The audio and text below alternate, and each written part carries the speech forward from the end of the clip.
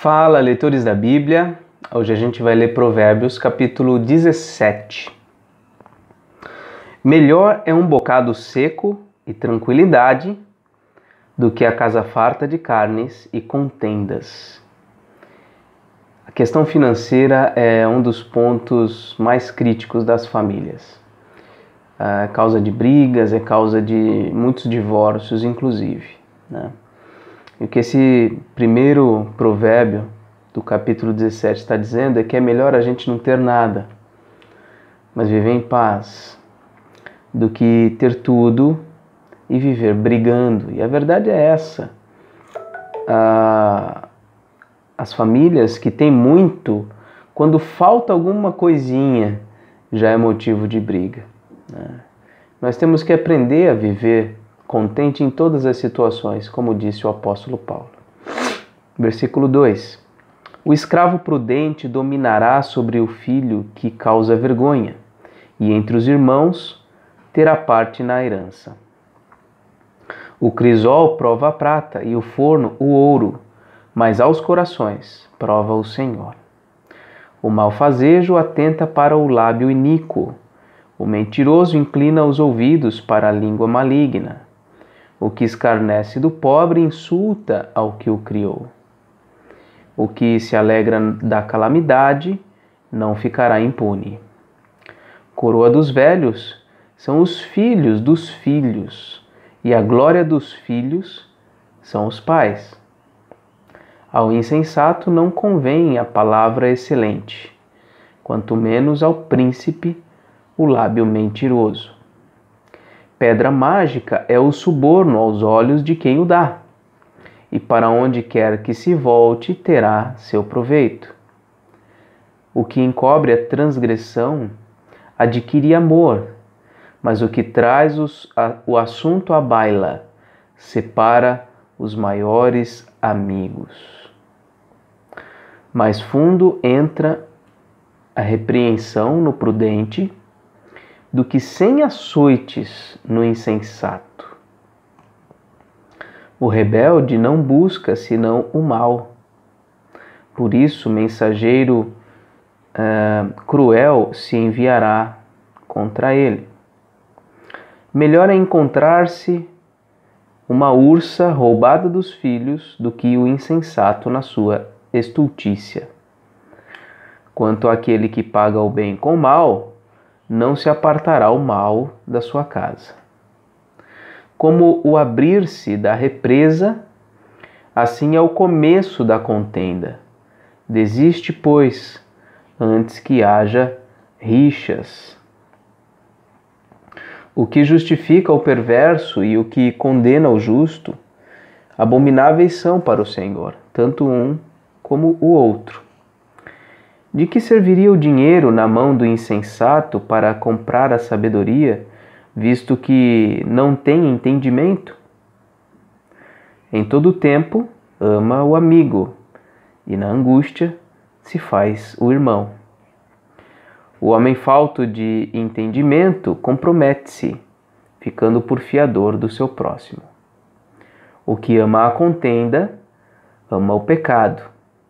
O que faz alta a sua porta, facilita a própria queda. O perverso de coração jamais achará o bem, e o que tem a língua dobre vem a cair no mal. O filho estulto é tristeza para o pai, e o pai do insensato não se alegra. O coração alegre é bom remédio, mas o espírito abatido faz secar os ossos. O perverso aceita suborno secretamente, para perverter as veredas da justiça.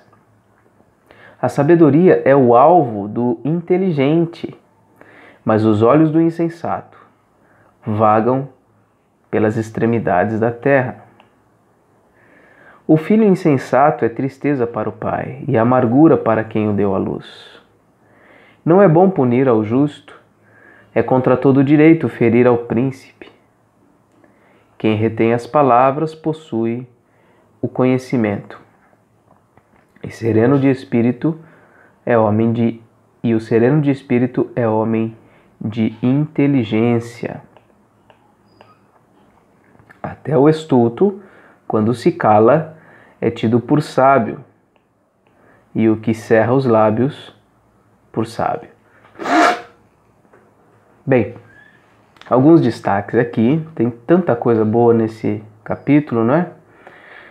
Primeiro, versículo 10. Mais fundo entra a repreensão no prudente do que 100 açoites no insensato. Ouvir repreensão é algo que a maioria das pessoas não gosta e não aceita. Eu conheço muitas pessoas que, se você falar algo contra o que ela está fazendo, ou não exatamente contra, mas que venha corrigir algum aspecto do que ela está fazendo, qualquer coisa que seja diferente daquilo que ela está pensando, ela entende que você está se opondo contra ela, né? Que você é inimigo dela. Isso é um problema para todo tipo de relacionamento, especialmente quando se tem por perto alguém que entende que amar é repreender, muitas vezes, é dizer que algo está errado e que precisa ser corrigido. É muito difícil, né? Essas pessoas aceitarem a repreensão. E esse versículo é extremamente intenso nessa verdade, né? Mais fundo entra a repreensão no prudente do que 100 açoites no insensato. Você pode meter açoite no insensato, ele não vai se dobrar. Mas aquele que é prudente, você fala uma vez, e aquilo ali transforma poderosamente aquela vida. Versículo 14. Como o abrir-se da represa, assim é o começo da contenda.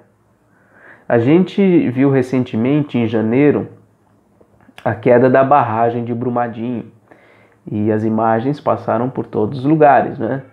E é incrível a quantidade de lama que saiu daquele espaço. E é uma enxurrada enorme, aquilo foi com uma força, com uma velocidade tremenda, né? Então, ele está dizendo aqui que assim como essa represa, quando se abre, quando se racha aquela barragem, vai com toda a força, assim é o começo da contenda. Ela começa muito intensiva, muito grave, e as consequências desse início de contenda, de briga, são às vezes irreversíveis, palavras que são ditas, atitudes que são tomadas, no calor da emoção, no calor da raiva, do ódio, as consequências são realmente devastadoras. Por isso o conselho está aí na última linha do verso 14. Desiste antes que haja rixas. Falar sobre isso também. Hoje em dia é como dar murro em pontas de faca. Porque a maioria das pessoas não está disposta a abrir mão do seu direito, a abrir mão da sua razão. Tem pessoas que não admitem perder um argumento. Elas brigam, elas entram em contenda de graça, muitas vezes. Versículo 24. A sabedoria é o alvo do inteligente, mas os olhos do insensato vagam pelas extremidades da terra. Veja, eu me vejo nesse versículo não como o inteligente, mas como o insensato. Porque, e eu acho que a maioria de vocês que estão me ouvindo, se forem bem sinceros, vão também se identificar com essa parte aqui. Por quê? Porque nós gastamos a maior parte do nosso tempo em busca de outras coisas e não da sabedoria. Nós buscamos outras coisas e não a sabedoria. Eu dou graças a Deus porque tem várias pessoas assistindo esses vídeos diariamente e nós estamos juntos, pelo menos por alguns minutos, buscando a sabedoria de Deus. Mas compare esses poucos momentos com o restante do seu dia. Não estou dizendo que você tem que ler a Bíblia inteira, a Bíblia o dia inteiro. Não é isso. Mas buscar nas pequenas e nas grandes coisas aprender, observar o erro do outro e aprender, pensar em como agir em determinada situação e dar um passo atrás se aquela direção que você está caminhando é uma direção que vai trazer problemas. Enfim, o tempo todo nós devemos estar atentos ao que Deus quer nos ensinar. Devemos buscar sabedoria. Aliás, Tiago, o apóstolo Tiago diz isso: se alguém quiser sabedoria, peça a Deus, porque Ele dá liberalmente, Ele não põe limites, Ele dá liberalmente a sabedoria àqueles que realmente se empenham por alcançar, desejam alcançar. Versículo 27. Quem retém as palavras possui o conhecimento, e o sereno de espírito é homem de inteligência. Então veja, aqui ele está colocando a serenidade em paralelo com o reter as palavras. Reter as palavras. Quando a gente põe um freio na nossa boca, nós desenvolvemos em nós um espírito sereno. Leia de novo, se você não leu ainda, se você não leu, leia, se você já leu, leia de novo, o Salmo 131, quando Davi fala: fiz calar e sossegar a minha alma. Eu fiz a minha alma ser como uma criança nos meus braços, completamente submissa e dependente da minha razão, da minha vida com Deus. A minha alma era muito ansiosa, muito voluntariosa, egoísta, mas eu fiz calar e sossegar a minha alma. É o que está sendo colocado aqui. Nós devemos reter as nossas palavras, morder a nossa língua, para que nós não entremos em situações que vão nos trazer complicações. E por fim, o versículo 28, que está ligado ao mesmo tema: até ao estulto, quando se cala, é tido por sábio. O estulto é o ignorante, é a pessoa sem juízo, pessoa que é um insensato, alguém que não está nem aí para a verdade, para uma vida de sabedoria, para agradar a Deus. Quando ele se cala, quando ele fica calado, ele é tido por sábio. Por quê? Porque ele não está revelando o que está dentro dele. Quando nós falamos, nós revelamos o que está dentro de nós. Então nós devemos realmente nos calar e cerrar os nossos lábios na maior parte das situações.